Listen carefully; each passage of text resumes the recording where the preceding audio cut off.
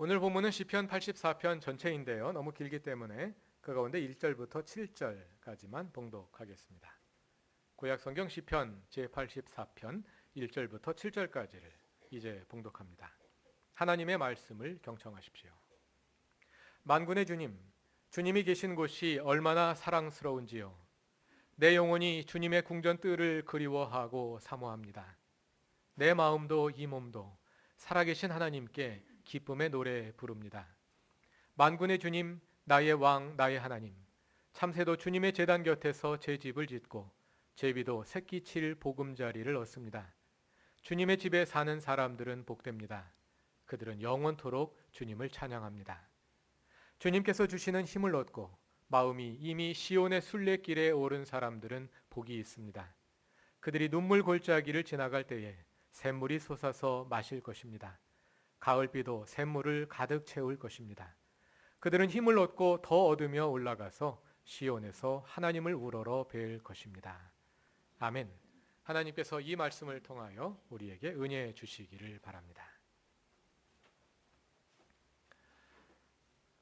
오늘 찬양대가 찬양해 주시기도 한 본문이기도 한 시편 제84편은 성전 축제에 참가한 한 순례자의 노래입니다.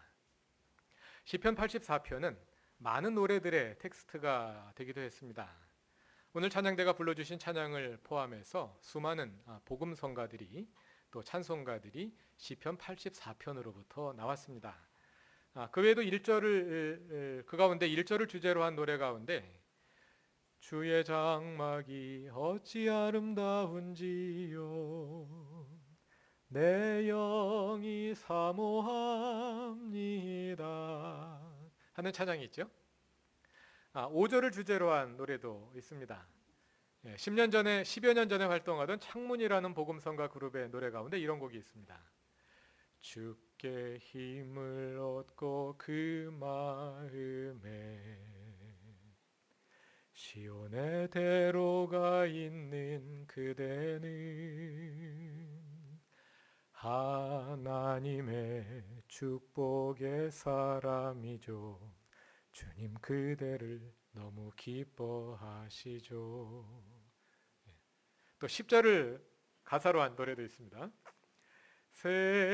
세상에서 전날을 사느니 주님 안에서 하루를 살겠네. 또 여러분들이 아시는 다른 찬양들 있지 않습니까? 한번 불러보시겠습니까? 예, 제가 부른 노래들은 다 옛날 노래들입니다. 청년들은 최근에 나온 노래들에 익숙할 텐데요. 예, 저도 한물 간처지라서 최근 노래들은 잘 모릅니다. 이렇게 수많은 노래들의 근원이 되었던 시편 제84편은 구약성서 시대 하나님 백성의 성전에 대한 헌신과 예루살렘에서 벌어지는 축제를 향한 순례의 열망을 표현하고 있습니다. 시의 정황으로 볼 때 이 노래는 여름이 끝나갈 무렵 한 해 농사의 모든 일들을 마친 후 가을에 벌어지는 초막절 축제를 향해 예루살렘으로 순례의 길에 오른 한 신실한 이스라엘 사람의 모습을 떠올리게 합니다. 이스라엘 백성의 성전을 향한 사랑은 우리가 상상하는 것 이상의 매우 특별한 것이었습니다. 왜냐하면 성전은 하나님께서 거하시는 집이었기 때문입니다. 오늘 우리의 상식에서 하나님은 공간의 제약을 받지 않으시는 분입니다. 그러니까 정확하게 말하자면 하나님의 집이 어디냐? 온 세상 모든 곳이 다 하나님의 집이다 이렇게 말해야 하겠죠. 그러므로 하나님의 집이라는 말이 우리에게는 그저 상징적인 의미로밖에 들릴 수 없습니다. 그러나 고대 유대인들의 사고 속에서 성전은 실제로 하나님께서 거하시는 집이었습니다. 하나님은 성전에 거하시기 때문에 하나님을 만나기 위해서는 반드시 성전에 가야만 했고 모든 신앙생활은 당연히 성전을 중심으로 이루어졌습니다. 모든 제사가 예루살렘에서 드려졌고 하나님의 뜻은 예루살렘 성전에서 계시되었습니다. 그래서 유대인들은 늘 성전을 사모하며 어떻게든 성전에 올라가서 하나님을 예배할 기회를 찾기 위해 애썼습니다. 특히 봄에 있는 유월절이나 가을에 있는 초막절과 같은 절기들은 수많은 이스라엘 사람들이 성전에 올라가 함께 어울리며 하나님을 예배하는 민족적인 축제였고, 이러한 예배의 경험은 그들의 신앙과 삶의 견고한 토대이자 중심축이기도 했던 것입니다. 오늘날 기독교 신앙에서 교회당 건물이 차지하는 위치는 유대교의 성전과는 전혀 다릅니다. 신약 성경은 요한복음 2장 21절에서 예수님의 몸을 가리켜 성전이라 하고, 고린도전서 3장 16절 이하에서는 그리스도인들의 모임이 성전이라 하고, 또 6장 19절에서는 우리의 몸이 성전이라 하지만 교회당 건물에 대해서는 아무 말도 하지 않습니다. 또 성경에서 교회라 할 때 그것은 교회당 건물이 아니라 성도들의 모임을 가리키는 말이지요. 교회당 건물은 신학적으로 아무런 의미도 갖지 않습니다. 그러나 우리의 실제 신앙 생활에서 교회당이라는 공간은 그것이 교회의 소유이든 아니면 주일에만 임시적으로 빌려서 예배를 드리는 곳이든 우리의 신앙 생활에서 매우 중요한 역할을 하는 것이 사실입니다. 왜냐하면 그 공간에서 그리스도인들의 모임이 주기적으로 이루어지고 또 매주일 예배가 드려지기 때문입니다. 우리가 예배드리고 있는 이 건물도 마찬가지입니다.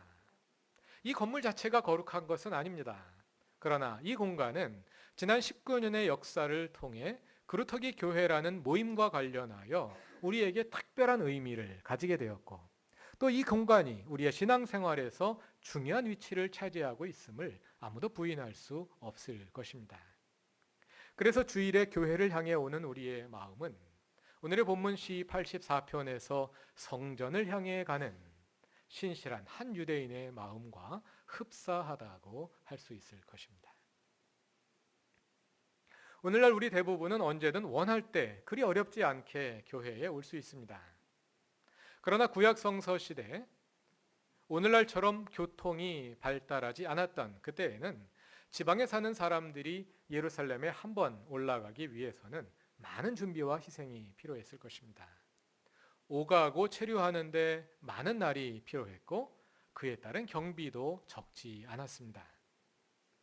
그래서 특히 예루살렘으로부터 멀리 떨어져 사는 사람들이나 경제적 형편이 여의치 않은 사람들은 예루살렘에 자주 가기가 어려웠을 것입니다. 아마 많은 사람들에게 그것은 몇 년에 한 번이나 가능한 일이었고, 또 어떤 사람들에게는 평생의 소원이었을 것입니다. 그래서 신실한 이스라엘 사람들의 삶에서 성전을 방문하여 하나님을 예배하는 것은 마치 오랫동안 떨어져 있던 연인들이 서로 다시 만나는 것처럼 너무나도 설레고 가슴 벅찬 일이었습니다. 그들은 그 성전 방문을 너무도 사모하면서 그들의 일상의 기간을 보냈습니다. 본문에는 그렇게 성전을 사모하는 시인의 마음이 고스란히 담겨 있습니다. 만군의 주님, 주님이 계신 곳이 얼마나 사랑스러운지요. 여기서 주님이 계신 곳으로 번역된 히브리어 어구는 직역하면 당신의 거처들이라는 복수형으로 되어 있습니다. 여기 에어컨을 좀 꺼주셔도 좋을 것 같습니다. 그러니까 이 말은 당신의 거처들, 이 말은 성전 건물 하나만을 가리키는 것이 아니라 성전 경내에 있는 모든 구조물들, 그리고 3절을 참조하자면 그 경내에서 자라나는 나무들까지 포함하는 성전 컴플렉스 전체를 가리키는 말이라 할 수 있습니다. 우리는 보통 성전하면 지성소와 성소로 구성되어 있는 건물 하나를 떠올리지요. 그런데 성경에서 그 건물을 가리킬 때는 주로 성소 이렇게 부르고요. 성전이라 할 때는 그 건물을 포함해서 성전 주변의 뜰과 구조물들을 포함하는 전체 경내를 가리키는 말입니다. 사실 성소에는 제사장밖에 못 들어갑니다. 성소 주변에는, 그리고 성소 건물 주변에는 제사장의 뜰이 있는데 거기도 제사장밖에 못 들어갑니다. 그 제사장의 뜰 울타리 밖에 유대인의 뜰이 있어서 지방에서 올라온 순례객들은 모두 그 유대인의 뜰까지만 들어갈 수 있습니다. 그러니까 성전을 순례하는 이스라엘 사람들은 유대인의 뜰에 머물며 울타리 너머에 있는 성소를 동경과 경외의 눈초리로 바라보면서도 실제로는 그 울타리 밖의 공간을 더 친근하게 경험하게 될 것입니다. 오랜 기다림 끝에 성전에 올라온 시인은 그 성전 공간을 가까이 경험하면서 깊은 감격에 젖어듭니다. 그리고 순례를 마치고 돌아간 후에도 그 공간은 그의 기억 속에 아스라한 그리움으로 남아서 그의 마음을 설레게 하고 늘 그 공간을 사모하게 합니다. 1절과 2절은 시인의 그러한 마음을 노래하고 있습니다. 1절과 2절을 다 같이 읽어보겠습니다. 만군의 주님, 주님이 계신 곳이 얼마나 사랑스러운지요.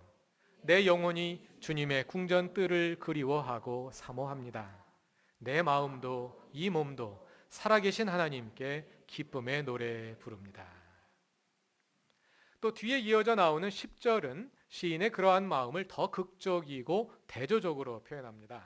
10절도 다 같이 읽어보겠습니다. 주님의 집 뜰 안에서 지내는 하루가 다른 곳에서 지내는 첫날보다 낫기에 악인의 장막에서 살기보다는 하나님의 집 문지기로 있는 것이 더 좋습니다. 그러나 그렇게 찾아온 성전이지만 시인은 그곳에 계속 머물 수 없습니다. 축제 기간이 끝나면 돌아가야 합니다. 그에게는 그래서 성전에 머무는 그 기간이 너무나 짧게만 느껴집니다.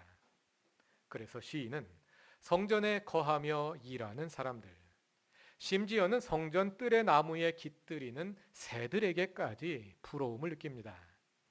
성전에 사는 새들아, 제비들아, 너희는 참 복도 많구나. 그 뜰에 살며 하나님의 임재를 늘 경험할 수 있으니 너희가 나보다 낫구나. 성전에 늘 머물며 하나님을 섬기는 제사장들과 레위인들이여, 그대들은 참으로 복이 많소. 영원토록 주님 곁에 머물며 영원토록 주님을 찬양하며 살 수 있으니 말이요. 본문 3절과 4절이 그 부러움을 노래하고 있습니다. 다 같이 읽어보겠습니다. 만군의 주님, 나의 왕, 나의 하나님, 참새도 주님의 제단 곁에서 제 집을 짓고 제비도 새끼칠 보금자리를 얻습니다. 주님의 집에 사는 사람들은 복됩니다. 그들은 영원토록 주님을 찬양합니다. 물론 현실적으로 볼 때 성전에 살며 1년 내내 성전 일만 해야 하는 사람들이 과연 이 말에 동의할는지는 알 수 없습니다. 시인이 주님의 집에 사는 사람들은 복됩니다 할 때에 아마도 성전에서 일하는 사람들은 그거 잘 몰라서 그러시는 것 같은데 하는 반응을 보일지도 모를 일입니다. 왜냐하면 그들에게는 성전에서의 성전이 일상이어서 성전 밖에서 일어나는 모든 일상적인 일들이 성전 안에서도 일어나기 때문입니다. 성전 밖에 사는 사람들이 추구하는 세속적인 것들이 성전 안에서도 추구되고 그래서 그 안에도 불화가 있고 헛된 싸움이 있고 슬픔과 절망이 있을 수 있기 때문입니다. 그렇다면 그것은 참 안타까운 일이겠지요. 그러나 그 얘기는 오늘 주제를 좀 벗어나는 문제이기 때문에 나중으로 미루기로 하겠습니다.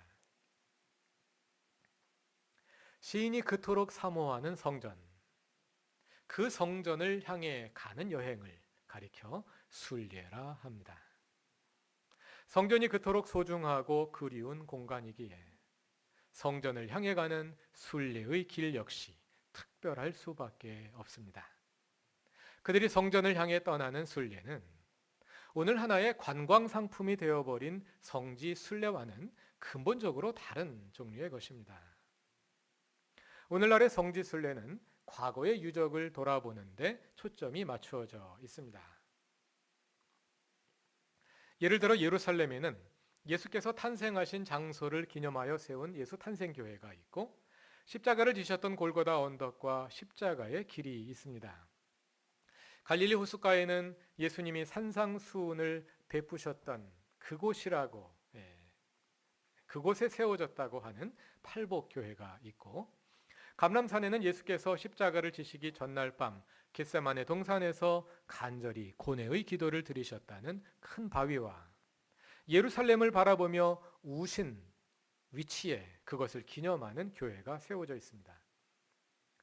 그러나 그 장소들이 정확한 그 장소인지 어떻게 알겠습니까? 나중에 그렇게 짐작해서 기념물을 세운 것일 뿐이지요. 물론 성지순례를 가면 단지 그러한 조형물들만을 보다 오는 것은 아닙니다. 성서의 사건들이 실제로 벌어졌던 지형을 직접 관찰해 볼 수 있습니다. 아, 여기에서 이런 사건들이 벌어졌구나 하고 생각하면 그 사건들이 훨씬 더 실감나게 다가오지요. 또 그것의 흙과 공기와 물을 만져보며 성경 속으로 더 실감나게 들어가 볼 수 있습니다. 사람들은 이렇게 성지순례를 통해 과거의 그 사건들을 더 가까이 느껴보며 예수님의 생애와 그 길에 더 가까이 동참해 보고자 노력하는 것입니다. 그러나 시 84편이 노래하는 성전을 향한 이스라엘의 순례는 과거의 유적을 방문하는 것이 아니라 오늘 살아계시는 하나님을 만나고 예배하기 위해 가는 것입니다. 우리가 매주일 드리러 오는 이 예배를 그들은 1년을 기다렸다가 한 번을, 아니 몇 년을 기다렸다가 한 번 이 예배를 드리러 온다고 생각하시면 아마 더 가까울 것입니다. 그렇기 때문에 성전에 들어가서 예배를 드리는 것뿐만 아니라 거기에 이르기까지 먼 길을 걸어가는 순례의 길 또한 특별한 의미를 가지게 됩니다. 그들의 몸이 예루살렘을 향해 올라가는 그 육체적인 움직임이 곧 하나님을 향해 다가가는 영적인 움직임이기도 한 것입니다. 그래서 그 순례는 그 자체로 신앙의 여정이었습니다. 마치 소설 철로 역정의 주인공 크리스찬이 장망성을 떠나 천국을 향해 긴 여행을 이어가듯 하나님을 향해서 저 높은 곳으로 나아가는 신앙인의 일생이 그 순례의 길에 응축되어 있었습니다. 아마 오늘 우리 교우들 가운데서도 이러한 순례자의 마음을 가까이 경험하는 분들이 계실 것입니다. 특히 멀리서 오시는 교우들, 예를 들어서 매주일 저 멀리 경기도 안성에서 논두길을 걷고 버스를 3번 갈아타시며 4시간의 여정을 거쳐 교회에 나오시는 정현희 권사님이나 매주일 예배를 위해 충남 아산에서 올라오시는 이 권사님과 허집사님 부부는 아마 매주일 교회를 향해 순례하며 철로 역정을 경험하고 계실 것입니다. 뭐 그 정도는 아니더라도 저도 꽤 먼 거리를 달려서 교회에 옵니다 하시는 분들 많이 있지요. 다 같은 마음일 것입니다. 멀든 가깝든 매주일 성전을 향한 순례를 우리는 반복하고 있는 것입니다. 그 순례를 5절은 이렇게 노래합니다. 주님께서 주시는 힘을 얻고 마음이 이미 시온의 순례길에 오른 사람은 복이 있습니다. 그런데 그 순례의 길이 결코 평탄한 것만은 아니었습니다. 무엇보다도 여름철 뜨거운 건기에 이루어지는 그 여행길에는 많은 고통과 위험들이 있었습니다. 6절 죄송합니다. 6절과 7절은 그 순례의 고통과 기쁨을 함께 노래합니다. 다 같이 읽어보겠습니다. 그들이 눈물 골짜기를 지나갈 때에 샘물이 솟아서 마실 것입니다. 가을비도 샘물을 가득 채울 것입니다. 그들은 힘을 얻고 더 얻으며 올라가서 시온에서 하나님을 우러러 뵐 것입니다. 여기 6절에서 눈물 골짜기로 번역된 말이 히브리어로는 바카의 골짜기라고 되어 있습니다. 히브리어에는 같은 바카 소리가 나면서도 스펠링이 다른 두 단어가 있는데요. 영문으로 바꾸자면 하나는 BAKAH로 스펠링이 되어 있는 단어이고요. 다른 하나는 BAKAA로 되어 있는 단어입니다. 그러니까 둘 다 바카이죠. 지금 보존된 히브리어 성경 원문은 두 번째 스펠링을 따르고 있습니다. 그대로 하면 바카는 건조한 지역에서 자라나는 발삼나무라는 나무를 가리키는 이름입니다. 그래서 우리가 사용하는 새번역 6절을 보시면 눈물 골짜기 앞에 원문자 기역으로 각주 표시가 되어 있죠. 그 기역을 따라 각 줄을 보시면 원문자 기역이 발삼나무 골짜기로 되어 있는 것을 보실 것입니다. 발삼나무는 사무엘하 5장 23절 24절과 역대지상 14장 14절 15절에도 나오는데요. 거기에는 뽕나무라고 번역되어 있습니다. 예, 아마 비슷한 수종인 것 같습니다. 발삼향이라는 향이 있지 않습니까? 그 향을 나는 나무인 것 같습니다. 이 발삼나무가요. 그런데 앞에서 말씀드린 것처럼 발삼나무는 건조한 지역에서만 자라는 나무입니다.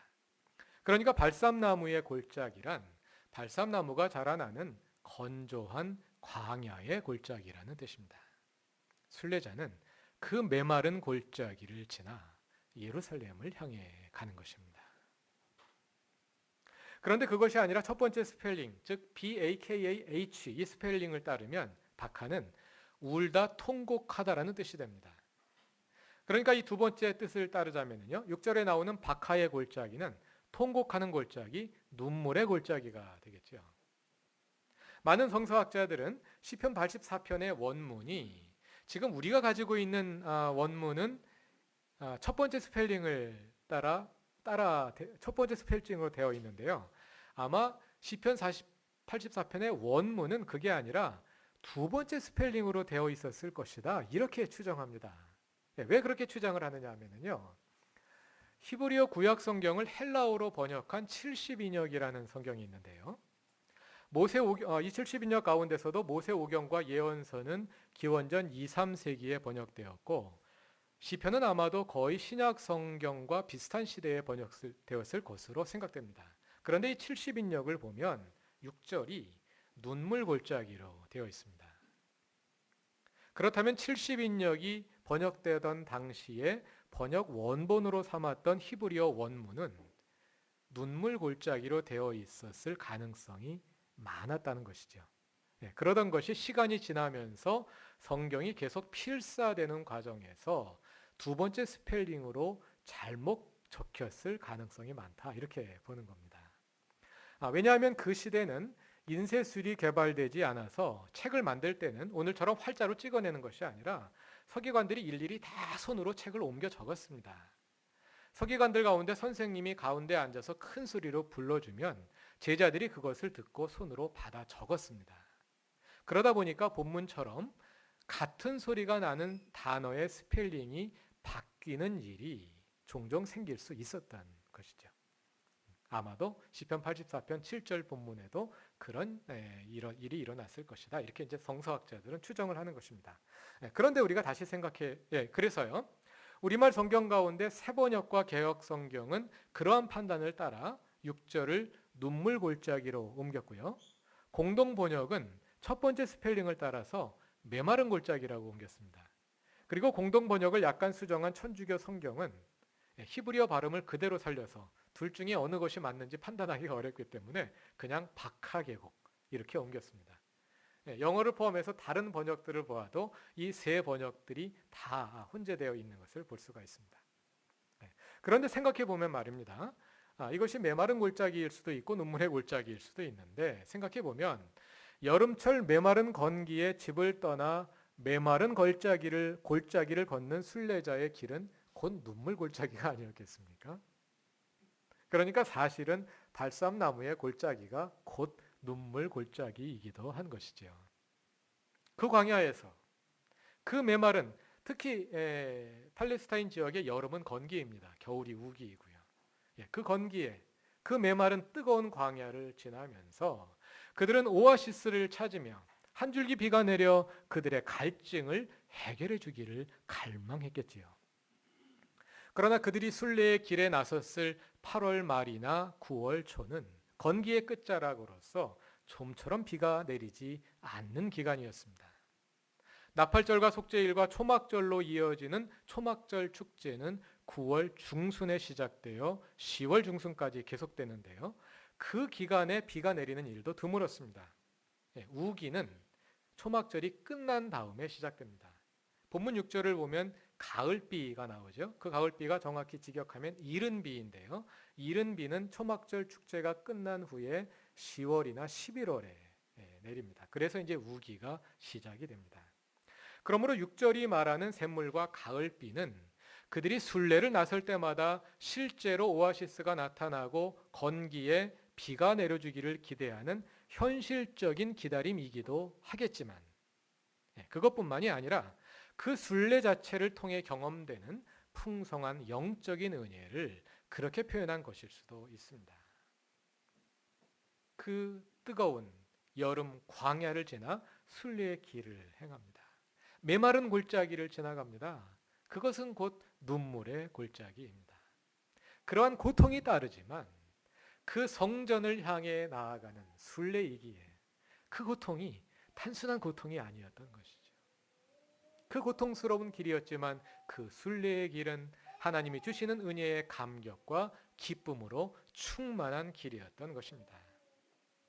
그 메마른 골짜기에 샘물이 흐르고 또 광야에서 샘이 솟아나 꽃이 피는 것과 같은 놀라운 기쁨과 감동의 경험이었을 것입니다. 그러한 경험이 7절을 통하여 표현되고 있는 것입니다. 우리는 지금까지 성전을 사랑하여 사모하는 한 신실한 이스라엘 사람의 마음을 시편 84편을 통해 살펴보며 그 위에 교회를 사모하여 매주일 순례를 반복하는 우리의 모습을 오버랩시켜 보았습니다. 교회를 사랑하며 간절히 사모하는 마음은 오늘날 우리의 신앙에서도 매우 중요한 요소 가운데 하나입니다. 하나님께 더 가까이 나아가고자 하는 신실함과 소망을 갖게 되면 자연히 교회와 교회당을 사랑하는 마음까지 갖게 되는 것을 아마 모두들 경험해 보셨을 것입니다. 그래서 자주 교회를 생각하고 이런저런 모임에 더 참석하게 되고 교회당 구석에 휴지라도 있으면 줍게 되고 의자가 비뚤어져 있으면 바로 놓게 되고 낡은 것이 있으면 내 돈을 들여서라도 새 것으로 바꾸어 넣었으면 좋겠다 하는 그런 마음을 자연스럽게 갖게 되는 것이죠. 한국교회는 교회와 교회당을 사랑하는 일에 특히 더 열심인 교회입니다. 그래서 한국교회는 모이기에 힘쓰고 교회당을 아름답게 건축하는 일에 누구보다 더 애써왔습니다. 오늘 본문인 시편 84편을 본문으로 사용한 노래들이 그렇게 많다는 것은 한국교회가 특별히 교회를 사랑하는 마음이 더 크다는 것을 아마 보여주는 그러한 증거가 아닐까 생각됩니다. 그런데 우리는 이 교회를 사랑하고 사모하는 우리의 이 마음을 한 단계 더 업그레이드 시킬 필요가 있습니다. 교회에는 지역교회와 보편교회가 있습니다. 지역교회란 우리가 모여있는 이 그루터기 교회를 비롯하여 이 땅에 존재하는 모든 교회를 가리키는 말입니다. 그런데 교회는 거기에서 그치지 않습니다. 그것보다 더 중요한 교회가 있는데 그것은 이 땅에 존재하는 모든 그리스도인들의 총합으로서의 교회, 보편적인 교회입니다. 그 보편적 교회 안에는 그루터기 교회와 방주 교회의 구별이 없고 흑인 교회와 백인 교회의 구별이 없고 부자와 가난한 자의 구별도 남자와 여자의 구별도 많이 배운 사람과 덜 배운 사람의 구별도 없습니다. 거기에는 오직 교회의 터이신 예수 그리스도와 그리스도의 몸을 이루는 성도들이 있을 뿐입니다. 한국교회는 교회를 사랑하는 일에 누구보다 열심이지만 그 교회 사랑이 지역교회에 머물고 보편적 교회로 나아가지 못했기 때문에 개교회주의 또는 교회 지상주의라 불리는 오류에 빠져왔습니다. 교회를 위한다 하지만 사실은 그것이 우리 교회에 머물러서 일종의 교회 집단주의로 전락해버렸고 그래서 교회를 살린다, 교회를 성장시킨다는 명목으로 많은 사람들의 눈살을 찌푸리게 하고 하나님의 이름을 부끄럽게 하는 일들이 반복되어 온 것입니다. 우리도 그러한 한국교회의 경험으로부터 배워야 합니다. 그래서 교회를 향한 우리의 사랑은 그루터기 교회를 사랑함에서 그치지 않고 그것을 넘어서 그 보편적 교회를 향한 사랑으로 나아가야 합니다. 그리고 그 보편 교회의 모델을 따라 우리 교회를 더 변화시키고 성숙시키는 대로 나아가야 합니다. 그래서 우리의 신앙의 순례는 바로 그 참된 교회, 보편적 교회를 향한 순례가 되어야 합니다. 그것은 바로 우리 그루터기 교회의 창립 정신이기도 합니다. 단지 지금 존재하는 이 모습에 머물지 않고 그리스도께서 원하시는 바른 교회, 참된 그리스도인의 모습을 바라보며 끊임없는 순례를 계속해 가는 것입니다. 그것이 진정한 그루터기 교회됨입니다. 우리는 그 순례의 길을 함께 가는 동반자들입니다. 그래서 그 길에서 시편 84편을 함께 노래할 수 있기를 바랍니다. 시 84편을 노래하는 시인의 그 사랑과 그 그리움이 우리에게도 늘 있기를 바랍니다. 만군의 주님, 주님이 계신 곳이 얼마나 사랑스러운지요. 내 영혼이 주님의 궁전뜰을 그리워하고 사모합니다. 내 마음도 이 몸도 살아계신 하나님께 기쁨의 노래 부릅니다. 아멘. 다 같이 기도드리겠습니다. 하나님, 주님이 세우신 이 모임과 이 공간을 늘 사모하며 매주일 이곳에서 경험하는 주님과의 만남을 우리 삶의 중심으로 삼아 살아갑니다. 그 만남을 한 주간 일상에 이어가며 매 순간 하나님의 주되심을 확인합니다. 그렇게 우리의 일상이 주님의 집을 향해 가는 순례가 되기를 원합니다. 우리의 삶에 순례의 기쁨과 감격이 충만하게 하옵소서. 때로 메마른 눈물의 골짜기를 걸을지라도 광야의 오아시스를 여시며 이른 비를 내리시는 주님의 은혜를 경험하며 우리의 삶을 변화시켜 가게 하옵소서. 그 순례의 삶이 참된 교회를 향해 더욱 성숙해 가게 하옵소서. 예수님의 이름으로 기도드립니다. 아멘.